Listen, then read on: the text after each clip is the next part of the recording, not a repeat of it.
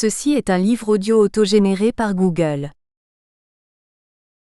Couverture, composition de Marie-France Médana. Crédit photographique.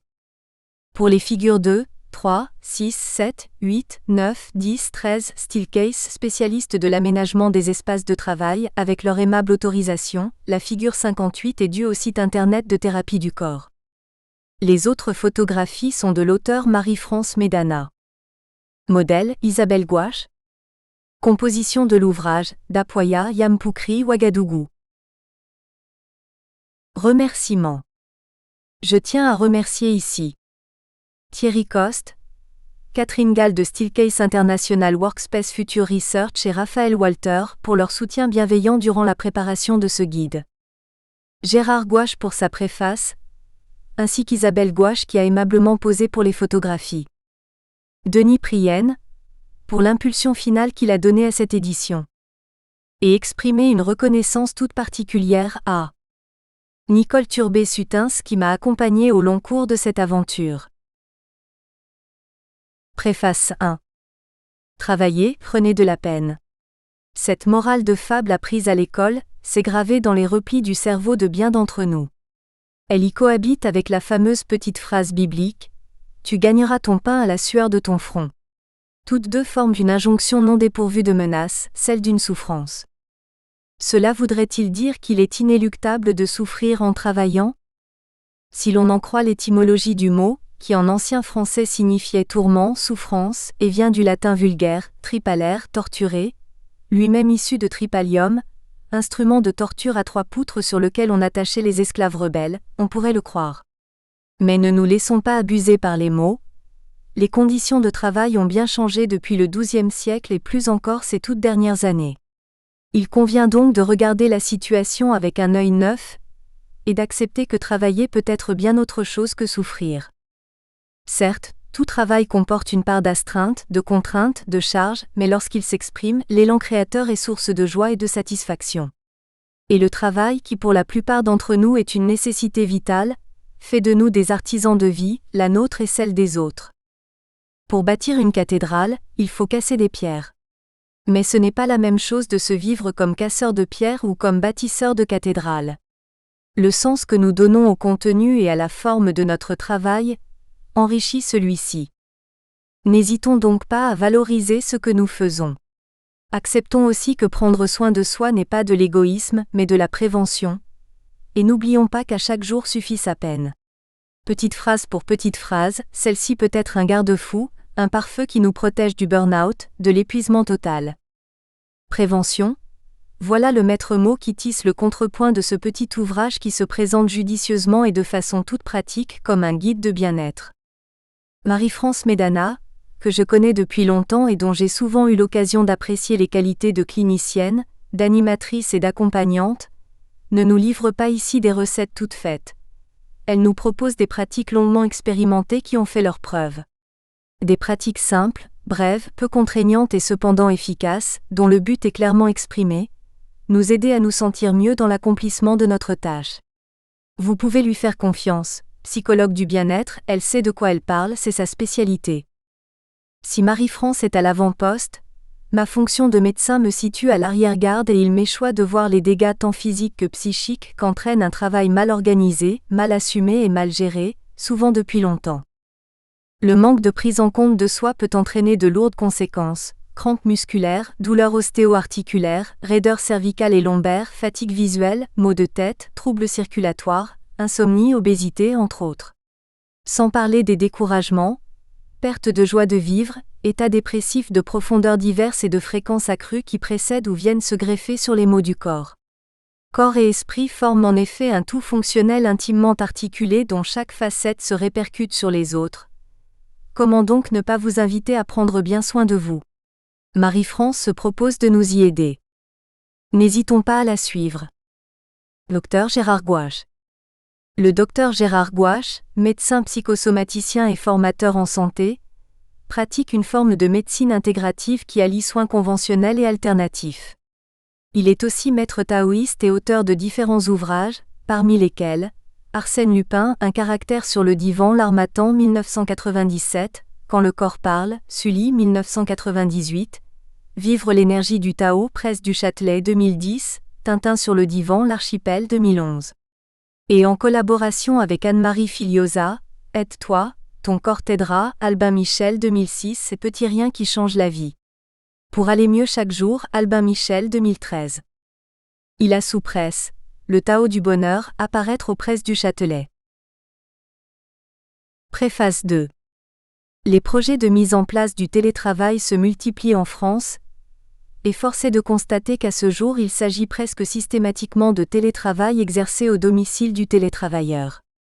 Or, notre expérience du terrain nous a montré que rares étaient les logements dans lesquels un espace de travail existait, et que la grande majorité des salariés ne connaissaient absolument pas les règles élémentaires de l'ergonomie d'un poste de travail.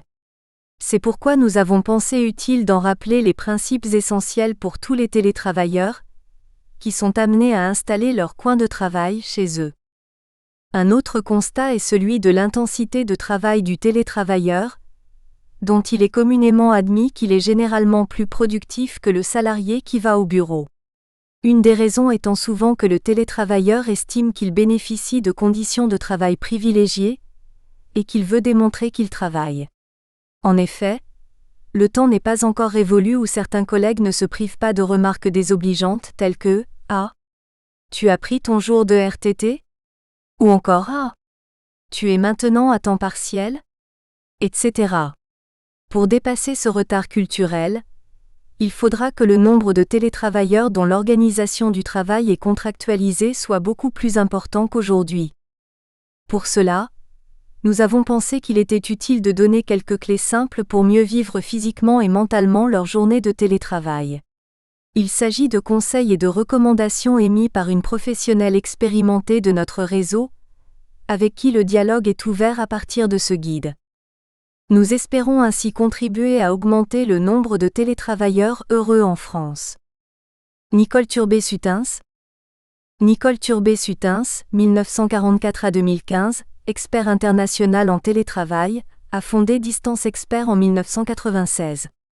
Pionnière de la relation à distance, elle a animé de nombreux groupes de réflexion sur le sujet. Conférencière internationale, elle participa à la rédaction de plusieurs ouvrages. Son dernier, écrit avec Pierre Morel à l'huissier, s'intitule « Le télétravail en France, Pearson 2010 ». Son appui intellectuel pour ce guide fut sa dernière contribution au sujet. Pourquoi ce livre ? Depuis quelques années, une forme nouvelle d'organisation qui permet d'exercer son activité en dehors des locaux professionnels, le télétravail, se développe en France et dans le monde. En tant que psychologue du bien-être, j'accompagne des adultes actifs dans ce domaine. Cet accompagnement se fait de façon personnalisée au cours de séances individuelles ou d'ateliers qui allient soutien psychologique, relaxation, sophrologie, dynamique mentale, Qigong, massage et exercice physique, pour la plus grande satisfaction des participants. Encouragé par ce succès, j'ai souhaité mettre à la portée de tous ceux qui utilisent quotidiennement un ordinateur ou tout autre outil informatique, de bonnes pratiques pour leur bien-être. En effet, ma double formation de physiothérapeute, kinésithérapeute et de psychologue m'a conduite à prendre le contre-pied de l'avalanche de maltraitance dont la presse se fait écho chez les travailleurs, et que je constate moi-même chaque jour, dans les entreprises où j'exerce mon métier. Consultante spécialisée dans la communication interculturelle et interpersonnelle, je me suis consacrée au développement personnel et professionnel au sein de multinationales en Europe, Canada, USA et Amérique latine pendant une 30aine d'années. Puis j'ai étendu cette pratique à la communication engendrée par les nouvelles approches de travail à distance telles que le télétravail, l'e-learning et le management de la connaissance. Ceci m'a permis de développer une expertise de coach dans l'utilisation des technologies de l'information et de la communication, auprès des différents partenaires de plusieurs projets européens. Voici longtemps déjà que je travaille à distance, depuis mon domicile, un centre d'affaires, un télécentre, un espace de coworking, un hôtel ou même dans le train grâce à mon ordinateur portable et aujourd'hui ma tablette. Pour concevoir un rapport,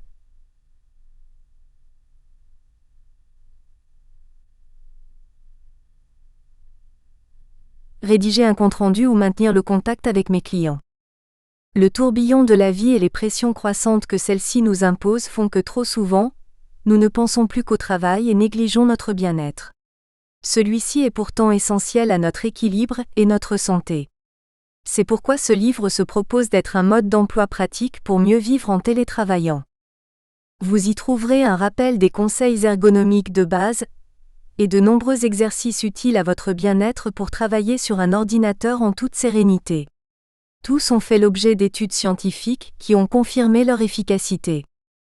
Dans la première partie, quelques éléments de réflexion, je m'intéresse tout d'abord au contexte général du monde du travail actuel, puis de façon plus spécifique au télétravail. En effet, quel que soit notre secteur d'activité, travailleurs, salariés, chefs d'entreprise, enseignants, étudiants, chercheurs ou écrivains, nous sommes aujourd'hui tous ou presque concernés par le travail sur ordinateur. Aussi, au-delà même du télétravail, j'aborde dans ce chapitre l'impact des technologies de l'information et de la communication sur les conditions de travail au quotidien. La deuxième partie se présente comme un guide pratique riche en ressources. Quant à la troisième, intitulée Condensé de bien-être, elle propose 4 séquences d'exercices. 5 pour rester en forme, 5 pour récupérer, pour une détente totale et visualiser votre bien-être, très facile à réaliser et surtout très efficace pour vous sentir bien.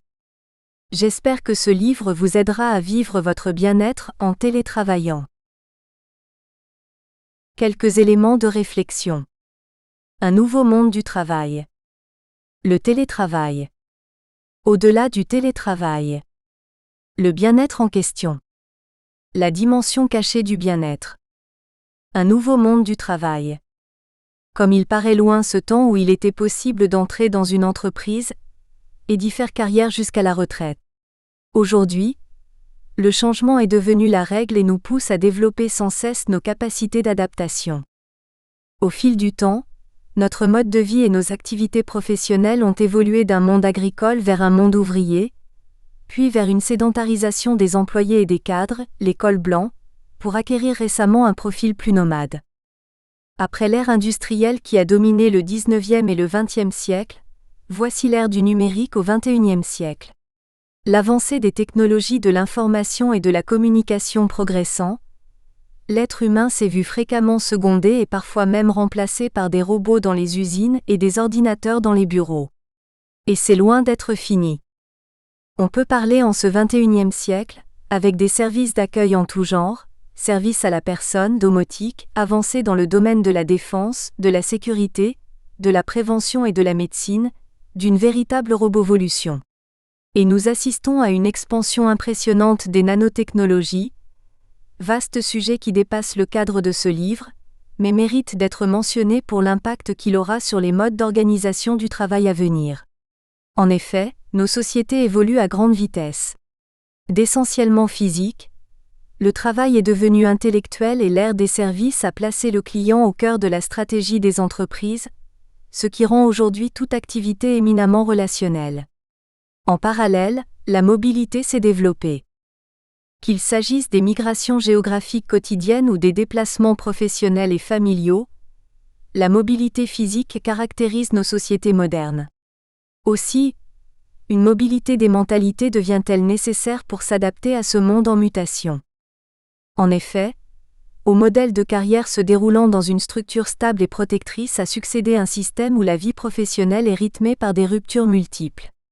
Cela se traduit concrètement par la nécessité de migrer d'un emploi à l'autre, faisant souvent appel à des compétences différentes, et aussi d'une entreprise à une autre. La mobilité de l'environnement professionnel et familial se généralise aussi. Par ailleurs, la mondialisation a transformé le monde du travail en le fractionnant, faisant ainsi appel à une plus grande flexibilité du temps et du lieu où s'exerce l'activité. Comme le souligne Daniel Cohen dans son livre Nos temps modernes, 2002, le travail était standardisé, rigide, il est devenu polyvalent, flexible. Les institutions, entreprises, familles, patries étaient paternalistes, autoritaires, elles sont devenues permissives, voire libérales. Un sentiment d'unité habitait le monde, c'est celui d'insécurité qui domine. Aujourd'hui le travail se décline selon de nouvelles modalités, à temps plein, télétravail régulier ou occasionnel, mais aussi semaine compressée pendant laquelle on travaille le nombre d'heures correspondant à un temps plein ou à un temps partiel hebdomadaire, la plupart du temps annualisé et effectué en partage de poste. Les travailleurs sont devenus des actifs, et doivent faire preuve d'une grande capacité d'adaptation. La mondialisation implique et la technologie permet que l'on soit disponible et réactif à tout moment, y compris sur son temps personnel. De fixe, l'ordinateur est devenu portable. On a vu apparaître les tablettes, smartphones et autres auxiliaires et se développer le travail collaboratif. L'apparition du Web 2.0 en 2006 a boosté les réseaux, les communautés virtuelles et aujourd'hui le cloud. On peut maintenant échanger de l'information grâce à différents outils. Intranet, communautés internes 2.0, blog, microblogging, wiki entre autres. On peut discuter d'une idée avec d'autres collaborateurs, sans être obligé d'être réunis physiquement. Il en va de même à l'extérieur de l'entreprise avec les tweets et autres réseaux sociaux, qui facilitent la communication instantanée à distance. Être connecté, dans tous les sens du terme, est ce qui caractérise ce nouveau monde du travail. Le télétravail. Dans notre monde professionnel actuel, le télétravail se développe et de plus en plus de nombreuses entreprises y recourent. Littéralement, le mot télétravail signifie travail effectué. Nous espérons que vous avez apprécié cet aperçu. Pour continuer à écouter ce livre audio sur Google Play Livres, utilisez le lien dans la description de la vidéo.